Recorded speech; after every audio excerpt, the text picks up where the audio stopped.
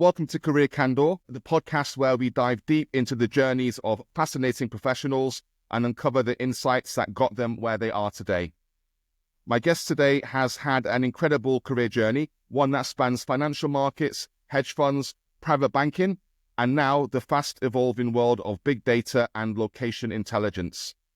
Martyn Terpilowski has spent nearly 2 decades in Asia's financial sector, working across hedge funds, family offices, and private banking, building an extensive network of investors across the region.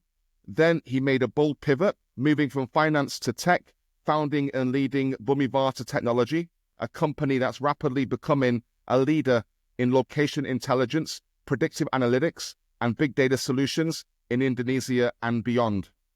With a career that's taken him from Tokyo to Singapore to Jakarta, Martyn has built a reputation for spotting opportunities, taking calculated risks, and scaling businesses in highly competitive industries.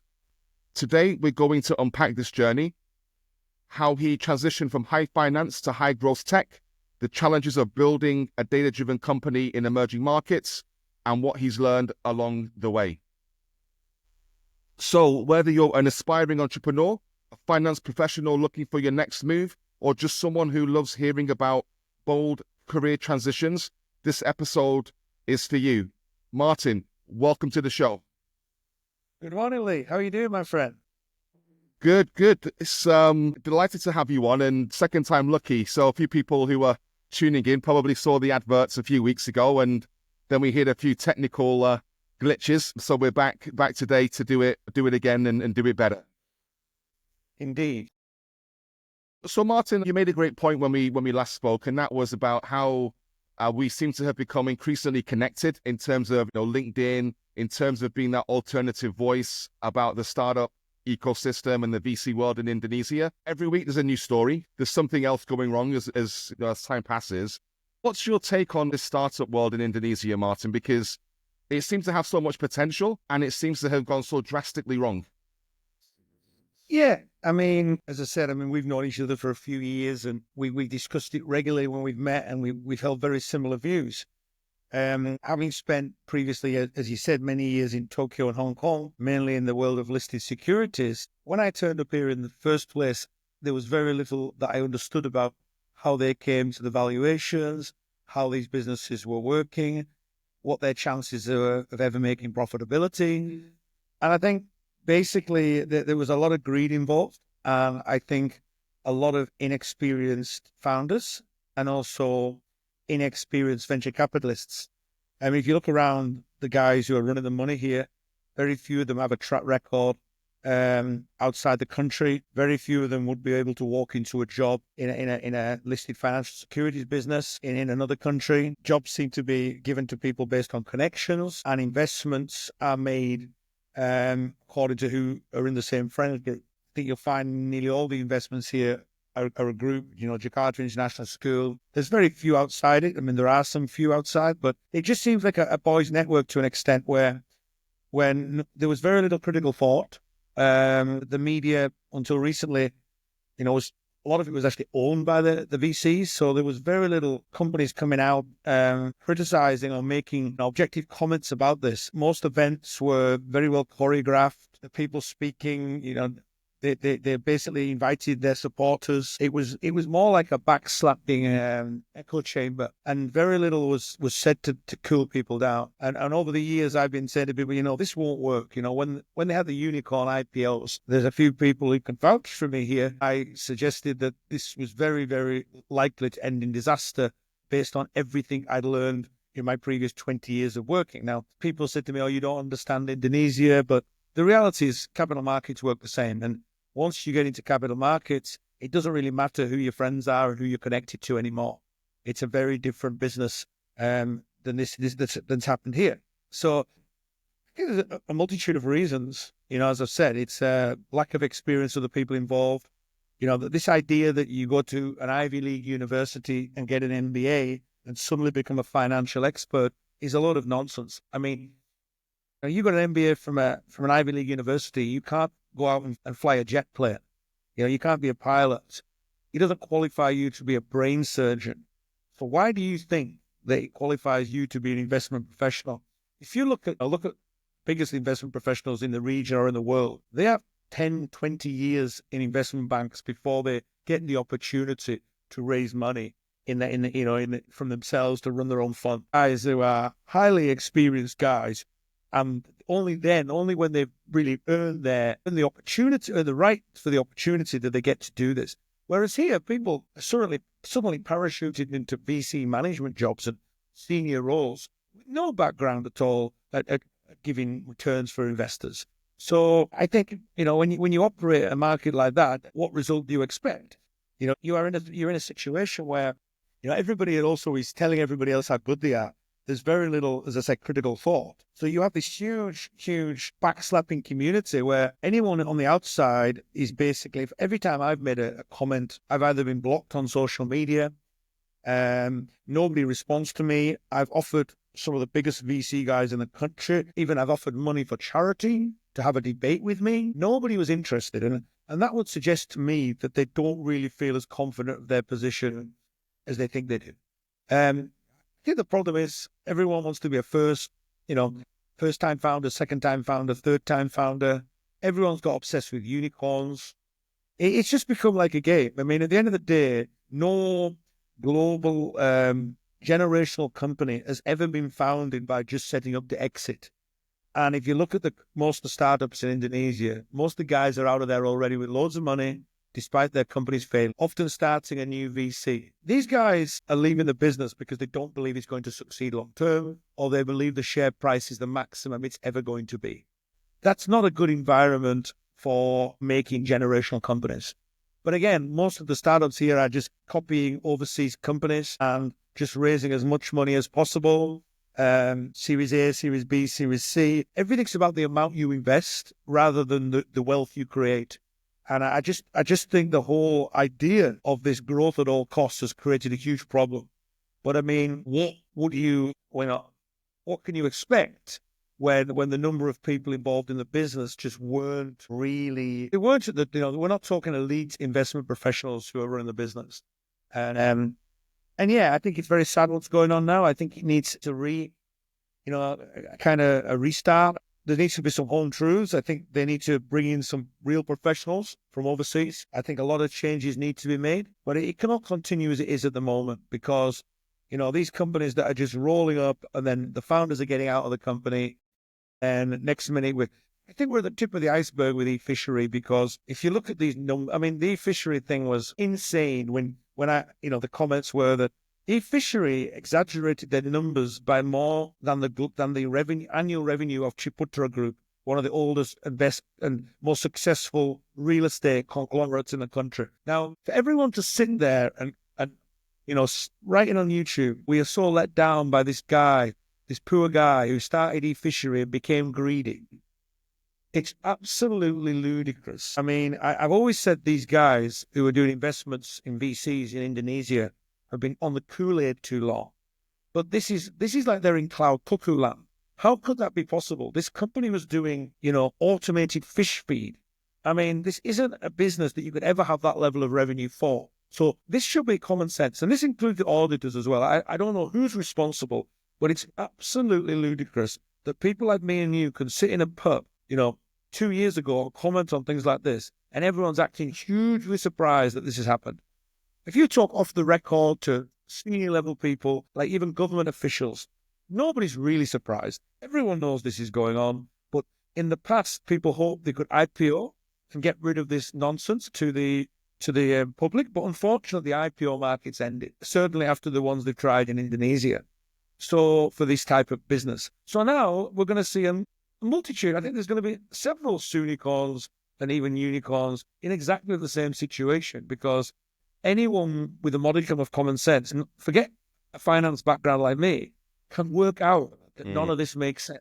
This is not rocket science. And I think the fact that everyone's played along and said, oh, this is what we're doing, just shows the depth of the problem. And the fact that they're trying to pin this on one guy now and everyone claiming this is not a cancer in our ecosystem, this is just one bad egg. I mean, I'm sorry. That doesn't make any sense if you do the real research into this. It just doesn't make any sense. The numbers are astounding, really, and this led me to a conversation last week, which was around, what is it auditors actually do? And it was quite amusing, because what it turns out to be is that auditors are not there to be forensic accountants. So there's two differences. The job of an auditor is that they are given a sample of data, and their job is to make sure that it's aligned, it's reported in line with accounting standards. And then the irony behind all this too is that these auditors are appointed by the firms they're auditing. So you think about independence, and how can you be truly independent? You've got a 25-year-old, 26-year-old associate going in there, speaking to a CEO. The last thing they want to do is uncover anything untoward, because that also puts at risk any consulting contracts that they might have, which is where the real money is. So it's all quite intriguing to see how this is shining a light on that sector, when people thought auditors were the beacons of truth in this fighting against financial crime and trying to keep everyone. Yeah, I mean, I think that the staggering, it's the level of the numbers that makes everyone look stupid. And it gets even stupider when people are going on social media calling out this guy as being a bad egg. Maybe he was, maybe he wasn't. I haven't seen the information. I don't know enough about it. What I can tell you is those numbers were never believable to anyone, including my dad, who's never seen anything before. He's a 73-year-old and retired engineer living in the north of England. He could work out very quickly that a company selling automated fish food dispensers could not possibly have the revenue of one of the biggest real estate companies in the country. That's just common sense. And again, I don't think it's the only one that's a lot of the numbers don't make sense if you look. For me, there's two ways these guys are doing it. They're either paying for revenue, where they pay $5 to get $2 back, where again, anyone could do, or they're cooking the books. Because this idea of always looking at the number of MSMEs in Indonesia and the number of people in Indonesia, it's just a load of nonsense, because when you look at the number of people in this country, how many of them are actually potential buyers? How many of these guys potentially could be good clients for you? And the number of MSMEs, this is a sector anywhere in the world people have struggled to monetize. They're just looking at the number of people trying to blow the valuation up on these TAM metrics. And it's just created a real monster, actually. And it's very disappointing for the ecosystem, because I do believe there's good people out there trying to do the right thing. They don't see the light of day, because it seems to me the person who tells the biggest ridiculous story is the person that gets the most news coverage and the most everything. Yeah, it does seem that a lot of Indonesian startups are obsessed with growth at all costs. So they abandon the fundamentals, and it's all about GMV year on year. Then the question comes at what point should they start caring about making money? And the fundamentals of why business exists, why it's created, why companies are around for a bunch of years. And I guess it doesn't really correlate with the get rich quick scheme that seems to have been the reason for some people creating startups. The right family members, the right connections. How fast can we pump and dump and then buy a nice villa in Bali or a condo in Singapore? Yeah, absolutely. It's become a massive pump and dump scheme. And most of these guys who get out and make a lot of money then start their own VCs or work as advisors for VCs. And then you've got another group of people who took their businesses bankrupt that are also now advising VCs or running VCs. You also have people who took their startups bankrupt advising government departments. You've got a multitude of these people who have no right whatsoever to be where they are based on their track record. There is no accountability whatsoever for poor performance. There is no accountability for doing badly. And yet, no one can argue, and I said it years ago, Indonesia's startup community has become a pump and dump. This idea of 2, 3, 4 times founders basically is totally opposite of what how people build generational companies. So basically, the reason these guys are in trouble now is because interest rates went up, and they blame interest rates, which is the stupidest thing I've ever heard, because if you're really an investment professional, you should understand interest rate cycles. For me, interest rates was the best. Interest rates going up was a great thing, because it stopped people just keeping on lying to people, basically. As long as you've got free money, anyone can look smart. Anyone. And as long as you can build up the price quick enough or build up the story quick enough with free money and more fundraising to get to IPO and then rinse retail, retail's all too small to cause a problem for these people. So that's always the concept. Let's do IPO and get out of there.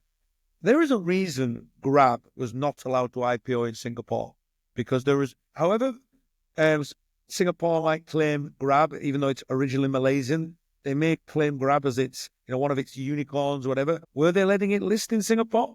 Were they? With their huge losses, they were forced to SPAC, right? Because they didn't want their retail to be hosed by an obvious result of what was going to happen to Grab once it listed. These startups collapsing after listing is so obvious to any real investment professional. It's scary. So when these people sit there and talk it up and tell people they don't know what they're doing, it just shows their level of knowledge, or their level. Either they're not very good, or they're deliberately misleading people. And I would say some of it is obviously deliberately misleading when you look at how obvious things are. As I said, I've done 20 odd years in finance, so of course I should be able to pick this apart. But this is not about me. This is about anyone who looks at some of this will work it out and say, hang on a minute, that's a bit weird. That doesn't make sense. But again, they've also benefited massively in Indonesia from a totally uncritical population, where people like to hear the stories of companies doing well. People believe what they read. This is a country which has a GDP per capita of less than 5,000. 80% of people feel optimistic. So this is a great place to build up a story and build up a story and get people to support you. Often people, way below, people who don't necessarily have the educational background, or people who basically, a lot of these guys become celebrities more than business people. They're followed on social media and Instagram followers. This is totally different than how a hedge fund manager would operate in Hong Kong, Singapore, London, or New York. I mean, most of the major hedge fund managers could walk down the street in New York. Nobody would know who they were unless you were in finance. You know what I mean? Again, if you look at my board in BVT, I have one of the largest hedge fund managers in Asia on my board, and he can walk down the street in Tokyo, and unless you're a banker, you don't know who he is. He doesn't have Instagram. But he's a professional. He did 20 years at various investment banks before he got the right to manage his company, and now he's built it up to the biggest alternative investment business in Asia. But he's in his late 50s, This idea that these young kids can run a market. Again, and I always come back to the other thing which is scary here. If you look at Japanese equities, it's one of the most liquid markets in the world. And my friends in Singapore run one of the best performing funds. And when they got to like $1 billion, they closed the fund down because they believe that, if they take any more than $1 billion into the fund, it's going to affect their performance. These guys are in their late 40s, early 50s, and are some of the most famous guys in the business, and also some of the most best performing guys in the business over decades. So they believe that in a highly liquid market, they're limiting to that. But here, you've got huge amounts of money being raised for venture capital investments in highly liquid markets run by highly inexperienced people. Now, they may have built themselves up a story in Indonesia as being some professional, but if you look into the background, they very rarely have a background overseas of running real money. So if you've got if you've got huge funds and a highly illiquid market, the biggest problem you get then is, where do you allocate funds? You can no longer allocate $5 million, $2 million, because the funds are too big. And therefore, you get things like e-missionary, where you can only write tickets at the $50 million plus whatever. So it just because the funds are so big, or at least $20 million. And then you have all the follow-ons. So that's why the unicorns and unicorns get bigger, keep raising money, keep making numbers bigger. It's self-perpetuating, right? Who else are you going to give money to? I mean, my company, for example, would not know what to do with $20 million, but we are still hiring people. But we can't play the valuation game in a B2B and B2G business. We can't look at the total addressable market, etc. Nobody would listen. But you've got people with zero experience or they've got experience in the last few years of investing and raising money when interest rates were low, but they've got no long-term track record of good performance. or making money for clients, right? So you've got these guys running huge amounts of money in highly liquid markets. What result do people actually expect? You know what I mean? If you actually think about it, it doesn't make a great deal of sense. So I think there's so many potential issues with it, and so much that needs to be done to correct it. Yeah, some say the startup scene here is just a localization game, taking a global concept, tweaking it a little bit for the local market, giving it a local-ish name, and then running with it. Is that smart business in your mind, or just a lack of original thought? I think all over the world this happens. I mean, you can't really criticize Indonesia for things like that. I mean, globally, many companies. I mean, who invented the first phone? We had Nokia. Then we had. I'm not saying they invented, but we had over time. Other companies start dealing with stuff and make things better. So it's a constant self-improvement, right? It's an improvement of a product. So, we didn't invent geospatial technology, for example. So this has been around for many. To have a brand new invention of anything is very rare. I think if we look across the board. So the concept of taking ideas from overseas and trying to succeed with them and run with them, but there's a lot of assumptions that have been made in Indonesia about, talking about the GDP all the time, how big the GDP is. Doesn't really matter when your GDP per capita is so low. The GDP per capita being so low, and then the general turnover of these MSMEs, none of this was considered when they're trying to copy ideas. You know what I mean? Can they ever get to selling a product to a lot of these people without a promotion? Do the people in the countryside in Indonesia, do they need these products? Are these products going to be important to them? Do they need a bank account? Because my grandmother, for example, until she passed away recently at 99, still kept money in the house. You know what I mean? Do MSMEs want to be digitalized, or do they want to keep cash to avoid things like taxation? So I think you can try to copy concepts overseas, but you've got to be far more localized with it. And again, it's just become a thing of putting a sticker on it, talking about the size of the population, and then going, wait, let's go. How many? If I'd heard how many times people keep telling me how many MSMEs there are, when I knew, I could have bet anyone. I told everyone, guaranteed to go wrong. These people, even in UK, do not want everything digitalized. If you get a plumber in the north of England, for example, you will get a discount for a cash deal, so it doesn't go through the bucks, right? This is not rocket science. A lot of people want to have that. They don't want to be forced to use e-money or all these other things that people, how convenient it is to use e-money. Yeah, you may think it is if you've been told it is in central Jakarta, but if you're living in the countryside, is it really? So I don't think there's anything wrong with localizing foreign products, but I think the way it's been done just made very little sense. All this like fintech, for example, that in a lot of cases they're lending money to people who have no money. I mean, the chances of getting that money back is zero. And again, we look at it. Look at Indonesia when everyone talks about disruption. I always point to the fact that the richest man in this country owns one of the major banks, as everyone knows. I pretty much think he's probably had McKinsey looking at this client base already and deciding he doesn't want that client base. He basically has so it's not disrupting anyone. You're going into sectors that nobody else wanted to be in because they couldn't make money out of those sectors. The big banks could make money out of those sectors. They would have been in those sectors. So again, a lot of these ideas that are cut and paste, like online broking accounts, again, there's reasons that private banks and online trading accounts outside Indonesia require a certain level of investment, because otherwise it's too much cost to the company providing it to have so many. It doesn't matter how many accounts you've got if none of them are active, or they're, and they're getting very little action, and they're creating very little brokerage, for example. So all this idea of we've got this many accounts, it doesn't matter if only a handful are actually active.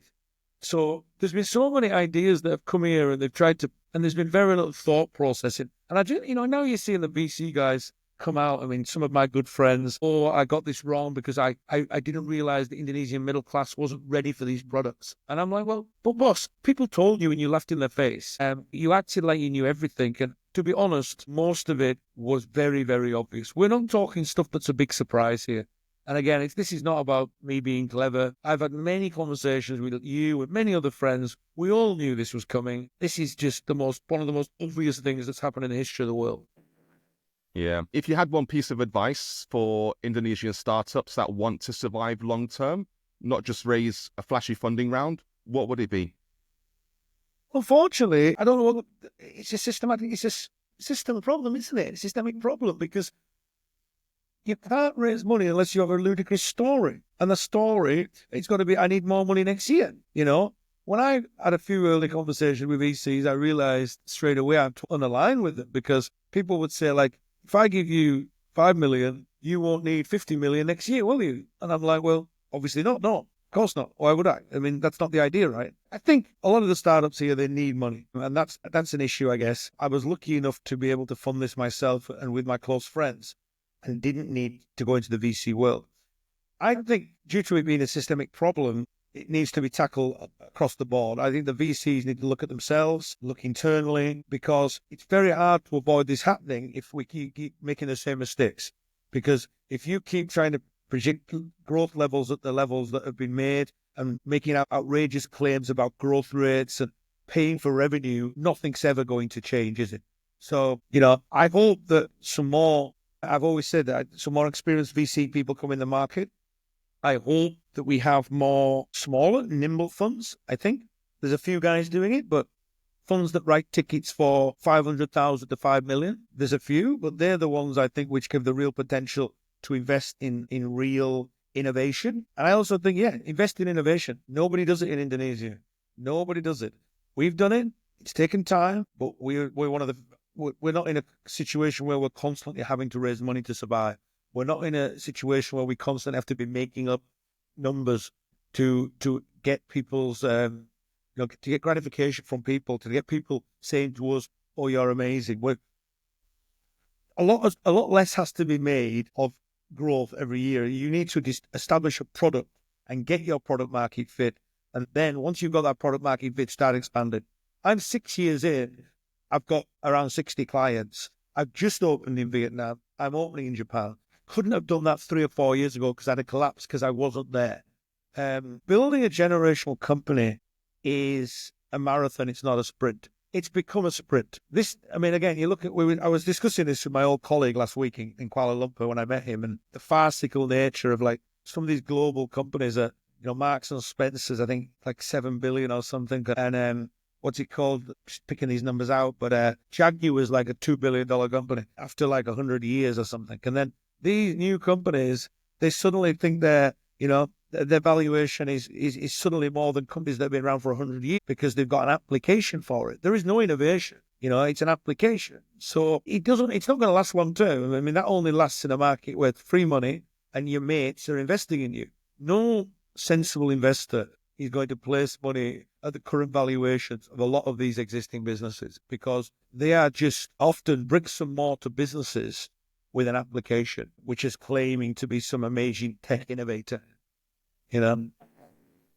Yeah. I'd like to pivot now, Martyn, and look more at your background as well. What was it that first got you interested in financial markets and later in big data and locational intelligence? I mean, finance was a strange one. I mean, I started my university degree in journalism, and basically that's what I was going to do at first. And then I realized it was a little bit too, narrow to an extent. And then I did journalism as one part of it, and then I did economics and politics. And I went to university, not UCLA, the fake one, not the Ivy League one, University of Central Lancashire. So I went to university there, and not a top university or anything. And I came out of there and applied for various jobs and ended up getting a junior job in London. And then after about 8 months, they asked me if I wanted to go to Tokyo. And I actually thought that was a nightclub in Preston High Street at the time because there used to be a nightclub there called Tokyo Joe's. So basically, I thought about it for a while, and I thought, I'd go there for a year for a bit of experience. And I went there for a year, and I didn't want to go back. And then they kept me for another year. And then when my contract finished to go back, I decided to. By that time, I made some network, and I made some friends with some very nice Japanese people that over time I became very close to and have been supporters of me in my career and also in BBT actually. And it's just interesting. I mean, I remember times when I wanted to leave. When I first got there, it was so hard because it's a really dog-eat-dog world. It's the opposite, I think, to the venture capital Indonesia. It's there's no backslapping. Everyone tries to put you down because you're competing directly with even your colleagues. So it's a very different environment. That's what's made me so abrasive today. That people, you have to fight to get ahead of the game. And there was times when I thought I'll just go back to the north of England and be a farmer or something. But I guess you see some of the opportunity. You see some of the nice cars that some of my colleagues had at that time. And I thought, well, I got to give this a go. I've got to give it a real go. And I guess there's a lot of sliding door moments. I was probably going to leave at one point, and I went to a bar on a Monday night and I walked into a guy who's become very influential in my life. I was the best man at his wedding, and he's very, very connected in the Japanese world. And he helped me significantly after that. And I built up the trust with various Japanese clients. And that trust lasted for decades. And when I started BBT, they were the first person to say to me, if you ever need anything, mate, give us a call. Because we know at least we can trust you with everything. We don't guarantee you're going to succeed, but we can trust you. So, yeah, I mean, the finance thing was just interesting, and it was fast-paced. Living in Tokyo as a 22-year-old, it was like, of course, my life changed overnight. And then within a few years, it really changed. I went from a situation having student debts to a situation where I was financially independent at a very young age, really, at 25, 26. And then I had the opportunity to invest in real estate and other things and open my eyes to things. And I was mainly doing sales, and, I had the gift of the gab maybe. And then when I went to Hong Kong later, I worked for a family office hedge fund. Very interesting business, but I was the responsible officer, which meant I was legally responsible for the business. And in Hong Kong, you got to be quite careful with these family office businesses because they're like all over the place sometimes, even though very different to here. As the RO, I was the boss. So even though it's not my money, the buck stopped with me. Legally, the buck stopped with me. Kids could not overrule me. The regulation is very tight with, enlisted securities. But I got to 38 years of age, and I just decided I need some time off. My brother was sick and unfortunately passed away. So I decided, right, I need to take some time out. And I quit my job in Hong Kong, and I was staying in very nice accommodation, and I decided to put things in storage and go traveling for a while. I just didn't have a firm idea what I was going to do. And then, after a few years, I got bored.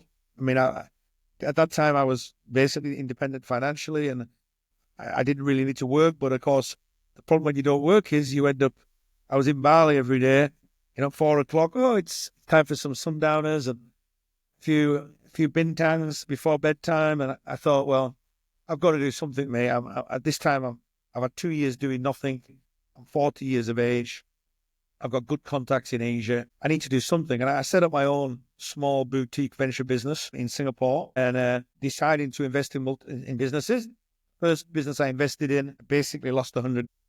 But that business didn't really go forward. So I thought, right, what can I do? Yeah, the reason I ended up in Indonesia was just total weird, really. I was approached by an ex-client from Japan who asked me to introduce him to various... He wanted to expand his business to Japan, and he wanted to expand his business to Indonesia and the Philippines. And he asked if I could be a potential consultant for him to help him, because he's got one of the big hotel chains in Japan. If I could help introduce him to maybe some families here who were in the hotel business or in the real estate business, and also in the Philippines. So I was actually in Bali at the time, basically doing nothing. And I set up a meeting with some people in the Philippines and also here. The Japanese came, we had a meeting. The deal never materialized with a local partner, but the local partner's family are very influential in Indonesia. So I started having a chat with them about what am I doing, and they start talking to me about, why don't you come to Indonesia? Indonesia has got a lot of opportunity, and maybe you can invest in Indonesia in deep tech. And basically, Indonesia wants to have its own tech sovereignty. They don't have at the moment. They just have apps. Why don't you come and build a real tech company? And then our government now supports local content, blah, blah, blah. So everything seemed very appealing because the partner obviously has had a very powerful role in the country. So that's how I ended up here. I mean, I plan to be an investor in technology don't necessarily think I intended to be a CEO of a technology company. That happened over time because I ended up, buying partners out and thinking that actually the only person who cares as much about this company is really me, because it's my own money and also my close friends' money. So yeah, I mean, the technology thing was never really planned. It happened by default.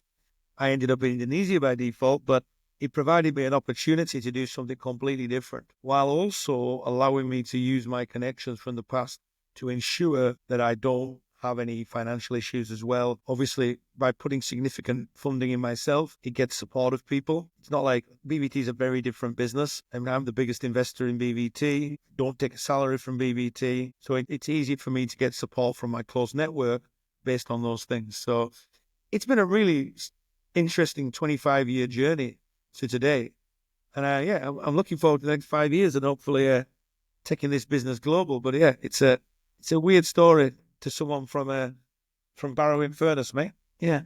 Geointelligence, geospatial sounds interesting. For people that are listening who don't fully understand what it means, can you give an example of how your data-driven insights can help transform a business?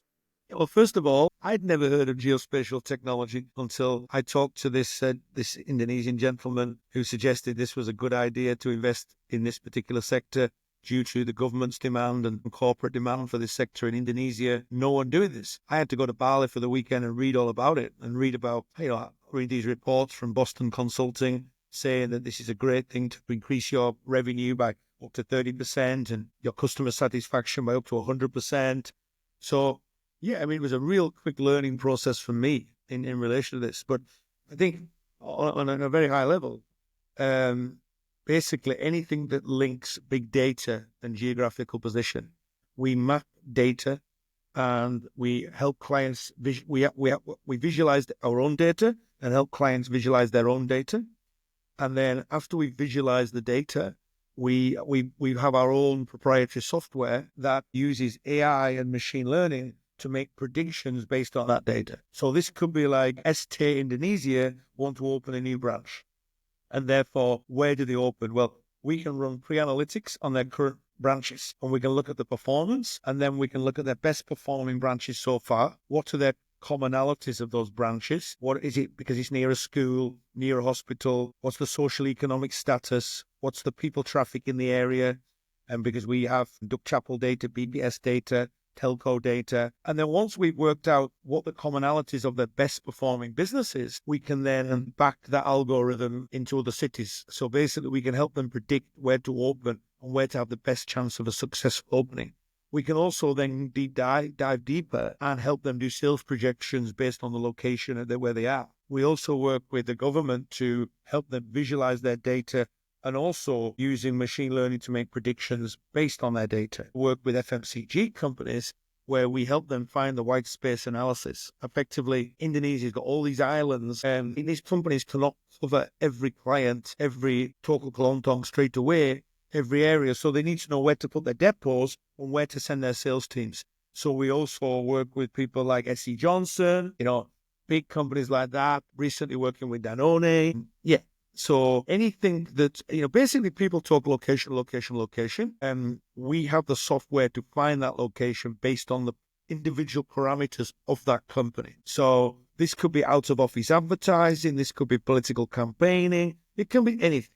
We make sure you're in the best place to deliver your message or to sell your product. That's basically in a nutshell.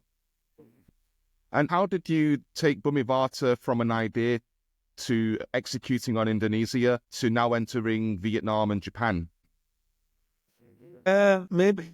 Maybe sheer bloody-mindedness. We started the company with just 4 people.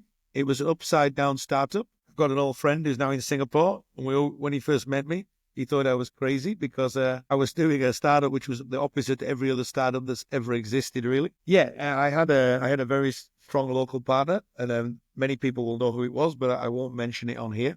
Effectively, I also had the financial resources. So we advertised on LinkedIn. Funny enough, I mean, I know I'm on LinkedIn now and maybe people know me off LinkedIn, but I never used LinkedIn before I came to Indonesia because when I was in finance, I already had my clients.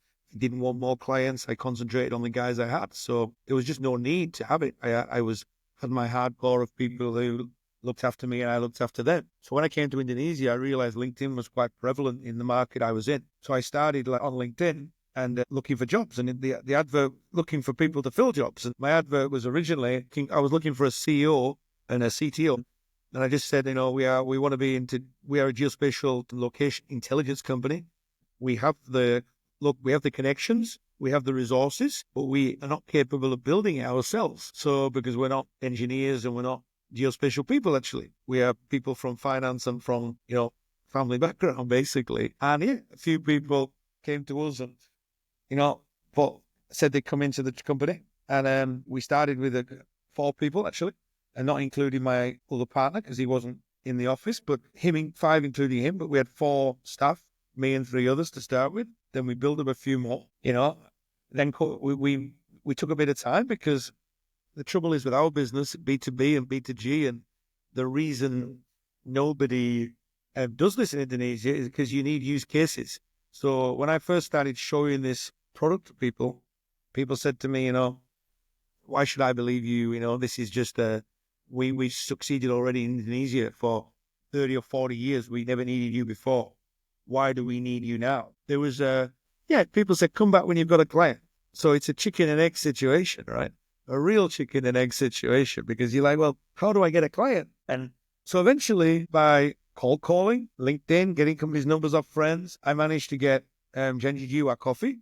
I just got a cold call to Billy, the founder, and also XXI Cinema when I talked to Arif, the son, and they agreed to take a chance on me. They said, we like the concept. I didn't give you for free. I said, I can't give you for free. I charged them. And I charged them the full price. I said, sorry, I need the money. This is a proper business. We're not going to be one of these giving remedies or whatever it's called. And they became our first 2 clients, which was nice to have. The biggest cinema group and the biggest coffee shop. It gives some recognition of what we were doing and allowed me to hire some more people. So then I moved from a service department, which we'd first started off in a service department with a small room with 6 people. Then we'd taken next door and we had 12 people. And then we'd taken the place next door again and we had like 20 people. So then I took a building which could hold 50 people, quite close in BSD. And I just signed the lease on the building for 50 people, and COVID came along. And I thought, oh, great, how to lose money quickly. So I've got 2 clients now, and it's basically F&B and retail. Nobody is going to want to buy my software for F&B and retail while we have COVID, because these sectors have closed down, and they're certainly not spending money on new things, and they're certainly not expanding, which is one of the key features of our software. So, we hit a bit of a wall, but my original partner had got strong government connections. So we managed to get deals with BSSN, BPN, which allowed us to bring money into the company. So I decided to keep on expanding, thinking this won't last forever. I wasn't a big believer in COVID. I thought it'd be over quicker than it was. I've been through all these things before. People get carried away with everything. I just basically consistent in everything I do. When you think you're going to fail, you just push harder. And I keep on hiring people, actually. And we moved into FMCG business because we spent time building R&D and trying to make the product better. So we survived the COVID situation. And then after COVID, we picked up again and we've grown. I think by the end of 2022, we got or 23 was it? We got ourselves to 9 clients, that doesn't sound very much, but this is B2B paying clients. It's very, very hard to start from the back. I think by the end of 2023, when COVID was basically ended, we had maybe 9 clients. And then, since then, obviously, we've got use cases now with big corporations. We now have 59 clients in Indonesia, and we now have a track record of 5 years, 6 years, in fact. So now we are able to deal with the distribution companies and partner with the big boys. So in the past, where no one wants to deal with startups, I guess we're no longer considered a startup, right? We haven't had a tech winter. We've continued to hire new people. I've got developers in Vietnam as well now. So now we've got partnerships with big distributors, which is the way I'm going to go global, basically. It's not feasible to do what I've done for the last 6 years, which is basically make a nuisance of myself. Get a number of a minister, get a number of a company owner, and just keep talking to them until, directly to the families and until I get somewhere, which is what I've done. And now we've got deals with Telkomsel, we've got deals but we have partnerships with Accenture, Metrodata here, So now we have a big distribution channels, which was not possible. But the issue is most people couldn't when you're building B2B and B2G. And again, our software is not cheap. It's not a B2B when we're charging each person in the company $3 a month or anything like that. It starts at 20 grand a year and goes up to a lot more. But now we have a lot of business with Astra. Got to the stage where now we're dealing with distributors. Thought, right, let's try Vietnam. I think we can do it. And amazingly, I just cold called the number 2 in Viettel, and he took the call and then took a meeting. And so we already have a distribution agreement with Viettel in Vietnam, which is the biggest. And I also have the distribution with Dentsu now, Dentsu Soccer, which is Dentsu Solutions Department in Japan. So yeah, we will roll out in Japan in the next few months. So it's all about distributors now. I was in KL last week talking to some distributors as well. My team now, my sales team in Indonesia need to be managing the distributors, not clients directly, because that makes life a lot easier, because it's not scalable for me to be knocking on the doors of every family and annoying every family in Indonesia, right? And I'm quite aware that some of them probably get fed up with me, but unfortunately, I had no choice, to build this business. So yeah, now we have the opportunity to, once we've got the product, obviously we need to improve the product more. We need to make the product increasingly operational. Now LI4, which is our 4th version, will be out in May, and that will be a totally modular system where any company can just put their data in.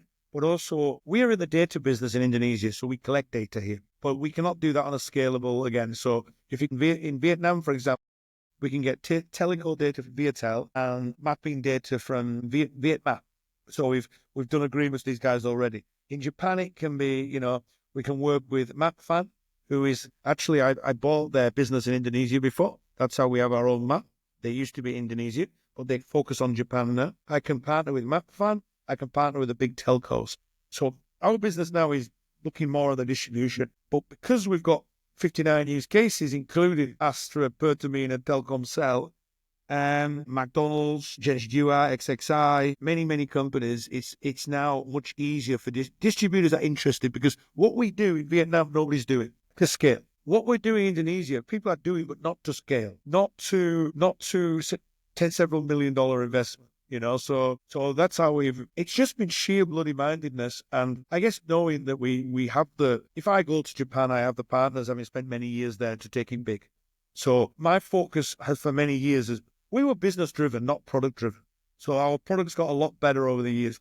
We didn't spend 3 years trying to do a prototype like some businesses do. We rolled out our first product and tried to sell it.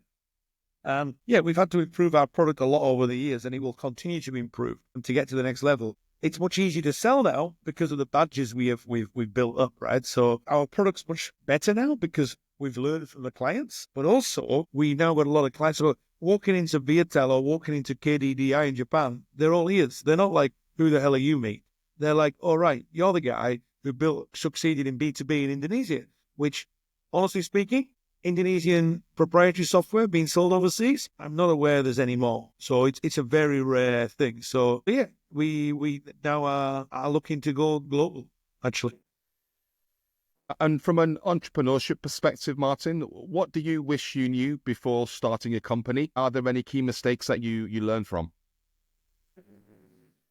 Yeah, I've made many mistakes, mate. I hate to say this, but the biggest mistake I've made is trust. Maybe I'm naive. I built up my own business by being, starting with nothing, and becoming, and never screwing anyone over. I was a whistleblower on several cases in the past because I just didn't think it was the right thing to do. And yeah, I worked with people who probably didn't have the same moral compass that I had, especially in the early years where they talked about they want to build something for this country and do amazing things in this country, didn't follow through with it. And I believed a lot of what I was told, and I trusted people with money. I trusted certain employees with access to money without me checking everything, and was later to find out that money was being taken from me. I tried to not be too hands-on. Because I'm not a tech person, so I tried to trust other people. The problem is of a non-tech person running a tech company, it's very hard for you to judge people. People can tell you whatever you want, So my advice for anyone who's starting a company themselves is to get a very good tech person in day one and do lots of due diligence on them, lots of due diligence. Because I mean, I worked originally with some people who maybe claimed to be high-level tech people, but when you digged in later, they weren't. And then I never questioned them because I couldn't question somebody. If this conversation was with a VC, I can question them because I have some idea of how valuation works. I have quite a good idea how it works and what the results will be. But when it comes to the technology, what we were providing, I didn't have the knowledge, mate. That I didn't have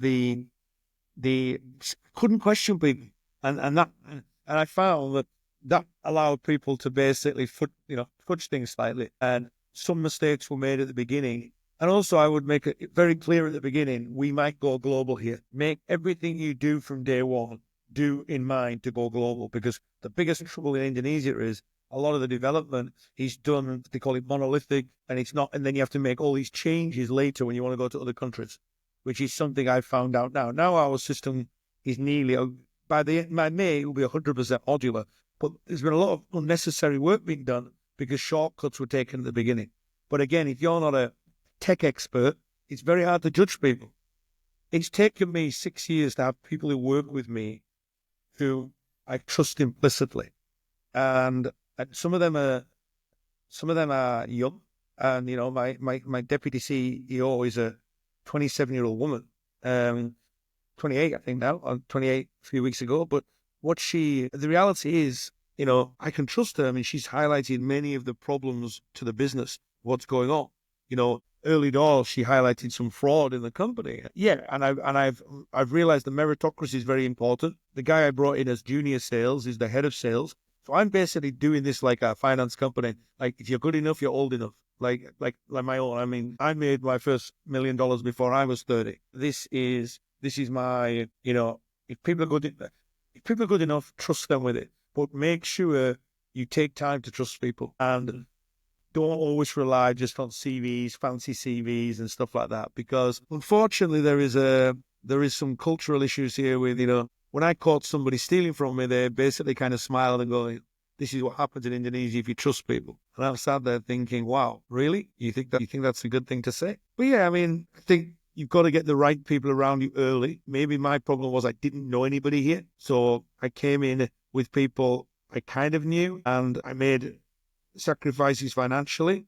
And then by the time I realized that maybe the people I started the business with were not the right people, I was already, $1 million into this.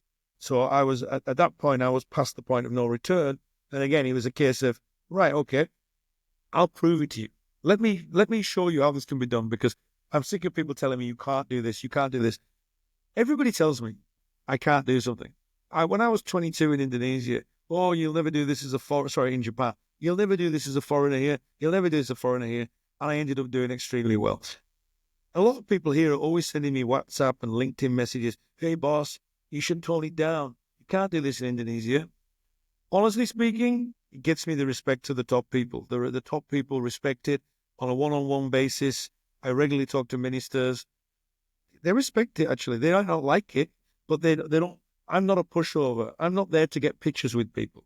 I'm there to make money. I don't go to these events to get pictures with these people. One of my policies is here: if some guy wants pictures, he asks, not me, because I'm not going around, giving somebody an opportunity to fill it their. I'm here to actually build a serious business, and people should respect that. I built this business from scratch. A lot of these guys have just got their job because, they know somebody, etc. like that, right? So you've got to be very strong-willed to succeed in Indonesia, because a lot of people will try to tell you can't do it because they have not got the balls to do it. I find it's a lot of jealousy. I ain't got the balls to do it. I won't spend my own money. I haven't got my own money. I have all these connections, but I do nothing with these connections. And then people go, oh, it's easy for Bule. Really? Is it easy for Bule? How many Bule have made millions of dollars in this country? Again, it doesn't make sense. It doesn't make sense. But people will always say, oh, it's okay, Bule can do anything. Not true, because there's very few Bule in positions of power here. There's far more Bule in positions of power in Hong Kong. Indonesia needs far more Bule in VC who've got an idea, who actually have any common sense about how to do investments. But of course, this is what Indonesia really needs. They need a reset. They need to get proper people in proper jobs. And I always come back to this. Dubai and Singapore was not built by the locals. It was built by foreigners, and now it's been taken over by the locals. You need to bring people in with professionalism. You can't just rely on the kids of people to lift a sector, which is on its knees. It won't work. They don't have the background, they don't have the experience, and they probably don't have the ability to bite down on the shield and go for it, right? That's not what they've ever done. They've always been told they're the smartest person in the room. There needs to be some home truths here. If you look at Vietnam, some of the guys running the big private equity, they are foreigners. They are ex-Goldman Sachs people. Again, in other countries, but Indonesia thinks they know everything, and they think, and it's just not working. The people involved may have an MBA from Pepperdine, I don't care. They're not good enough at managing money. So being an entrepreneur here has very many challenges. You've got to get through so much. You've got to, I've kind of stopped going to events now because it's just all about making a noise. As you wrote in your very eloquent and extremely viral post a few days ago, it's a farce. Like MOUs are a farce. Sometimes we are rolled out in Indonesia because we are a local company to get some guy in BPM to look good because he's buying local, and then he buys from China or America. It's a lot of nonsense. What's talked about at events and what actually happens has no bearing on it. It's opposite. So unfortunately, there's very few entrepreneurs in Indonesia. It's a middleman economy. The biggest tech company makes nothing. Most of the big corporations are master franchise businesses. So obviously there's the mining and the cigarettes, but outside that, they don't make any technology. They don't actually. So, as I always say, Indonesia should stop this playing hardball with Apple and playing hardball with people. Get those guys in the country, learn from those guys, and then in a generation, you'll be those guys. Vietnam invited Intel in Thai to go there. That has led to that was the first big tech company, but also Japanese companies went there. They opened FDI to 100%. They stopped all the tariff nonsense because obviously you can't make every part of an iPhone in Indonesia because some of the parts are made in Shenzhen and Foxconn and things like this, right? You need to have sensible laws when you're trying to bring the big boys in to invest. And unfortunately, Indonesia doesn't have the sensible laws. These people are not competing with you. Indonesia makes no technology. So why not bring these people in, offer them 100% FDI, and in a generation, instead of being X, one mass loss-making unicorn, X another mass loss-making unicorn, you'll be X Tesla, X Nvidia, X Palantir, whatever. They're the people who are going to drive this country forward. They're the people who are going to drive the Indonesian dream. Because at the moment, there is no Indonesian dream because people see a glass ceiling. That's why people told me I'd never do this because I'm not part of the elite. I just did it because I'm stupid. I don't see that. I just think if you carry on, yes, it may be harder for me, but I also know the elite ain't going to work as hard as I do because they don't need to. So, when it comes to building a real business from scratch, you've got to be very, very driven, very, very driven, because you will come up to many days when you wake up and think, I don't want to do this anymore. And I've done it many times. I woke up in the morning and thought, I don't want to be here. What am I doing? I'm getting lied to by politics. I'm putting millions of dollars on my own money that I didn't need to do because I didn't need money. All I've done is cut my net worth significantly. And, every day you have some doubts in yourself. But I think the people who succeed are the people, I always say bounce back ability. You've got to get over that downer quickly and move on. Because if you're not willing to do that, you might as well give up here. Because the challenges are, there is so many, headwinds that you face here. Yeah, no, I'd agree. To wrap things up, Martyn, final question. A lot of people that see what you've built admire you, some reluctantly, but generally there's a strong admiration. Definitely reluctantly. A few weeks ago, I was at one of the ministries, and suddenly I was introduced to the deputy minister of the second to one of the major ministers. Oh, you should meet this guy. And he shook my hand and he goes, I know you already, boss. And he goes, everybody knows your comments. So I said, listen, boss, I'm not trying to cause trouble. I'm trying to help the country because this country has everything that the country needs to be highly successful. But keep banging on about the natural resources and the 280 million people actually is a massive red herring. There needs to be a focus on lifting this economy to a high-tech.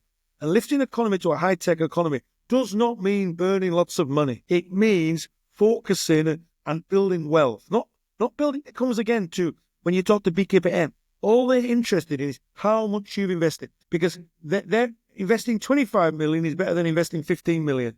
Is it really? Is the money that went into e-fisheries better spent than the money spent in BVT? Is the money that's gone into Gojek and better than the money spent in BVT? Of course it's not, because within 6 years, I'm not making any losses. You know what I mean? It's certainly not the losses that these guys are talking. And I'm now in a position to go overseas, which none of them can ever do because they have no unique selling points. I mean, this is the thing, you know. There needs to be a real focus on what's the right thing. And I tell these ministers directly, and yes, I'm sure they don't love it, but I also think they realize that where I come from, politicians are public servants, and it's not meant with any level of aggression. You know, I can't accept that they're Instagram celebrities.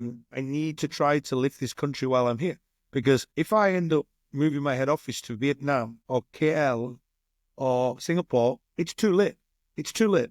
So I'm trying to give as much warning or trying to talk as much sense to these people as possible now, because I would like to reward the people, my staff, for example, who've helped me in this journey. And sometimes it's not that easy because they don't make life that easy for me. You know, building local content, for example, and then not getting every local content contract when losing out to ministers' sons who are importing from China. The same ministers who don't want any of these companies here because they're foreign companies. It's totally contradictory. And that's what really blows my mind here, and why I get, you know, sometimes a little bit upset on my LinkedIn and a bit raw. I think with your way you write is very satirical, much better writing than me. I don't have the time or the energy or the patience. And I think you nail a lot of the points, whereas I just come out and blade it. Like last week, somebody posted about another event, and I'm like, oh my God, can we get something done, guys? Stop talking and do it, because it drives me mad. And all I see now again is, now we're talking about in the VC world, all the people who are the major problem makers, the guys who've overseen this mess, they're still the people who are speaking on the stage all the time. There is still no accountability, and we're going to go back through the same thing over and over again. Why is this guy who's been involved with startups for the last few years, who has failed doing everything he does, why is he still on every single main stage? Apart from the fact they're related to somebody or they're connected to somebody. There's no accountability, which makes the market very difficult for success. And it makes it hard when you're trying to send international investors here and they get sent to talk to somebody who has no real background in a certain thing. So they're not a professional in that topic. Yeah, I mean, anyway, rant over, but yeah, it's frustrating. I hear you. As a final question, if someone wanted to build a career like yours, where should they start? I mean, that's a big one, mate, because I think a lot of it is personality. I don't think most people, you know, turn up in Tokyo with a blank piece of paper, you know, get told you can't succeed, just keep smashing down doors. I tell people here, don't listen, because some of my staff here are doing very well. The friends around them are telling them, oh, you can't get that big in Indonesia. You're not part of the elite. I think the best bit of advice will be ignore everyone who's not very good at things, there's a lot of jealousy, and people who cannot succeed are the people who always tell you can't succeed. So ignore, if you believe you can succeed, go for it. Don't listen to all these people on the sidelines all these people on the sidelines. And I've got loads of them keep sending me WhatsApp messages, LinkedIn messages. Oh, boss, you can't do that, boss. Or these guys are this, boss. Just ignore them. If you believe in your position, you know, just keep going. And I think, you know, to give advice to people, I think one of them is be very careful. You should be very, very objective in your decision making as well. Just because somebody's got 10 million followers on social media doesn't mean they're smart. You know, it means they're good at looking good. So I would say you've got to shut out the noise with some of this, because there's too much advice being given now by people who have got no experience in the field that they give it. But I think to build a career like mine, I mean, it's not even been a career I planned. It's just been ad hoc, really. It's just been like, did this. It's just been lucky to be in a few fields that have created wealth for me and my family. I think the best advice is, if you really believe in something, stick to it, and don't always get shut down by jealous people, because there's a lot of negative people who will always tell you can't do it. What they mean is, I can't do it, and why the hell can somebody do it? I've got all these connections, I'm friends with all these ministers, and I can't do what you're doing. How can you do it? That's what it means. But instead, it's always strongly advising you to tone down, don't be so aggressive, don't push too hard, boss. You've got to accept your place, boss. You are a boule. You've got to accept that you're not I accept this. I've built a technology company bigger than any of the locals have, so which is proprietary software. And I think that gives me the right to have an opinion. And I think what we are trying to do, and what you do as well, is helping build this country to where it should be. People might not like it, but I know from the feedback, a lot of people know we're talking truth. Really, a lot of very senior people know we're talking the truth. And I'm talking top 20 families, ministers that I talk to, and they begrudgingly maybe know that I'm telling the truth. And that goes on to things like vested interests. As long as Indonesia has vested interests controlling everything and stopping this FDI of companies that can lift up Indonesia, whether people like it or not, that's a true statement. It's a true statement, and it's something that needs tackling. I'm just giving my honest opinion. And I think entrepreneurs need to be willing to have an opinion and not just agree with it, because I think most of the people in the startup world, they're not entrepreneurs. They're copiers. They're just basically copying an idea. They are using their connections to raise money, and they don't have skin in the game. They don't have this getting up in the morning at 3 o'clock when you think, well, I was 38 and I retired, and if this goes wrong, I'm working in McDonald's. That's what you need. That's what you need to make sure that things don't go wrong. Not like, oh, I'll have to call my investors and say this isn't going to work. Oh, I've raised $100 million and I have no product market fit. That's not stressful at all. That's just like lucky. Most of these VCs are paying themselves huge salaries. You've got to have real skin in the game, I think, to be a successful entrepreneur and really have strong commitment to winning this battle and succeeding. I think it's very, very key. Because if you do this half-heartedly, like, oh, well, if it goes wrong, I've still got $1 million to go and buy a house in Bali. If you think like that, it's a different game. It's a different game to like, right, if this goes wrong, I'm dead. My life's over. And that's how I think. And yeah, that's a quite sobering thought to drive you forward. Fantastic. It's been great speaking today, Martyn. We've covered everything from your transition from high finance to high growth tech to the realities of Indonesia's startup and VC world, even the future of big data and AI. If there's one thing that's clear, it's that the startup world isn't just about flashy funding rounds and big headlines.